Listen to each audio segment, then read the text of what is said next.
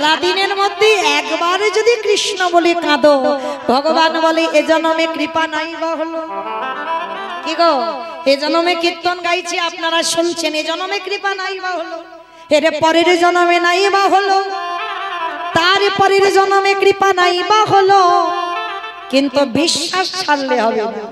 ভগবানের কাছে জানাতে হবে, দয়াময় আমার বিশ্বাস আছে কোনো না কোনো জন্মে আমি তারই কৃপা পাবো, আমি যেন সাক্ষাৎ তাকে দর্শন পাই। এই আর্তনাদটা আমার ভগবানের কাছে করে রাখতে হবে। সংসার করো, কারণ কলিযুগে বাবা সংসার ধর্ম বড় ধর্ম, যার জন্য দেবর্ষি নারদ শ্রীবাস পণ্ডিত হয়ে বাবা সংসার করলো।